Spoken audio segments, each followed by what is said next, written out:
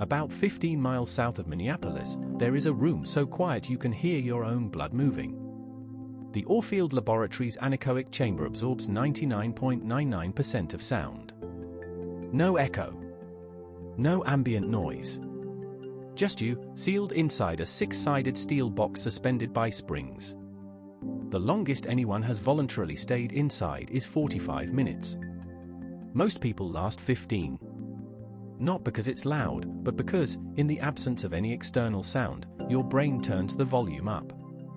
And you start to hear things you have never heard before: your heartbeat, your breath, the creak of your own joints, the faint squelch of your eyeballs moving in their sockets. This is the only room on Earth quiet enough for you to hear the sound of your own existence. To understand why silence feels deafening, you have to understand how hearing evolved. The auditory system is roughly 400 million years old, older than color vision. It evolved as a threat detection system in total darkness. A nocturnal mammal that could not hear a predator had roughly no chance of survival. So the brain built a mechanism that never fully switches off. The startle reflex, mediated by the brainstem, responds to unexpected sounds in under 10 milliseconds. That is faster than conscious thought. Your ears decide for you. The neuroscientist Friston calls the brain a prediction machine. Every moment, it generates a model of what it expects to encounter. When the world matches the model, you feel calm. When it doesn't, when the prediction fails, you experience what Friston calls prediction error. The brain must then either update its model or act on the world to confirm its prediction. Silence is a catastrophic prediction error. The brain has a lifetime of evidence that the world is noisy. When silence arrives, the brain registers a failure. I predicted sound. I got nothing. And it begins to generate its own signal to fill the gap. The mechanism is called central gain. When the cochlea receives no input, the brainstem turns up the volume, the neural equivalent of cranking a microphone preamp until it hisses. This gain increase amplifies the nervous system's own intrinsic noise, the spontaneous firing of auditory neurons, the movement of blood in the cochlea, even the random electrical chatter of the brain itself. The result is that you hear something. A hum. A hiss. A ringing. Your brain has filled the auditory void with the only sound available, itself. This is why people with tinnitus suffer most in silence. Tinnitus affects roughly 10 to 15% of the global population, around 50 million Americans. It is not a sound in the ear. It is a symptom of the auditory system turning up its own gain. When cochlear hair cells are damaged, by noise exposure, by aging, by hundreds of other causes, the brain receives fewer signals from the ear. It interprets this as a deficit and amplifies its internal gain. The phantom sound is not a bug. It is the brain doing exactly what it evolved to do, searching for signal, finding none, and generating its own. In silence, the ringing gets louder. This is the cruel truth at the heart of the condition. The quieter the room, the more the brain amplifies. The more it amplifies, the louder the phantom. And the louder the phantom, the harder it is to sleep, to concentrate, to escape. A 2019 study at a UK tinnitus clinic found that nearly 16% of patients reported suicidal thoughts. The visual system does the same thing. Close your eyes in a pitch-black room, and you will eventually see faint flashes of light.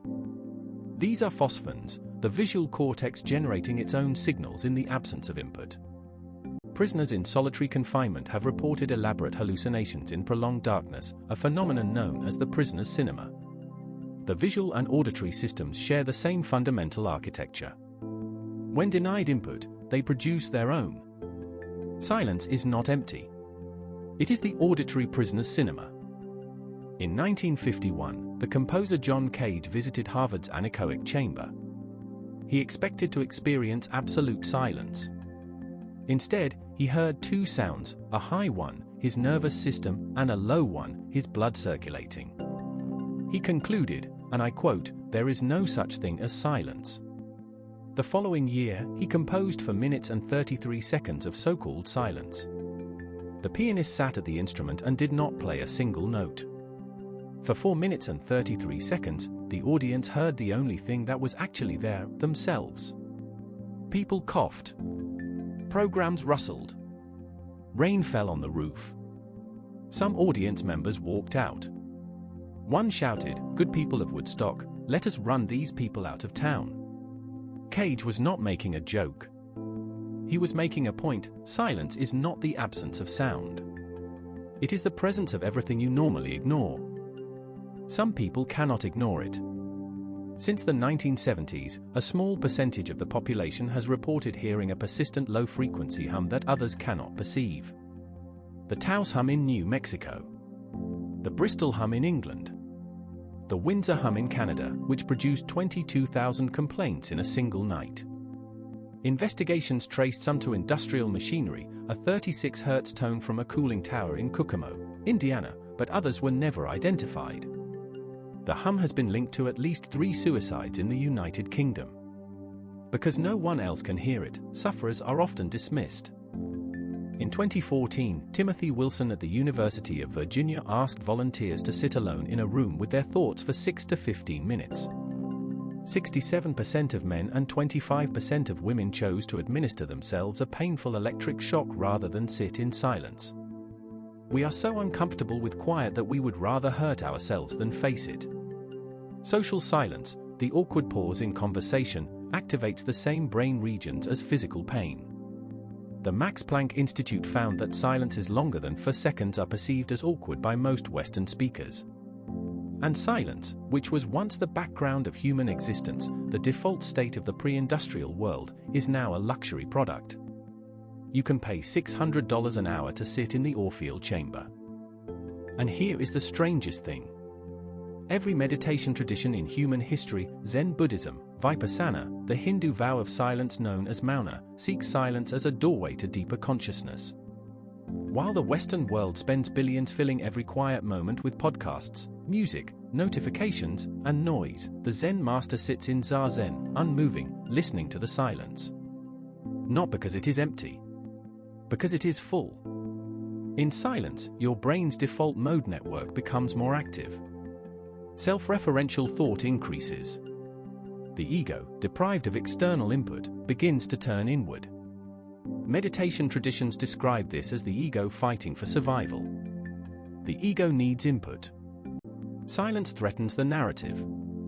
So if silence is not nothing, if it is full of your own heartbeat, your own nervous system, your own phantom sounds, your own thoughts, then what have you been ignoring all this time beneath the noise?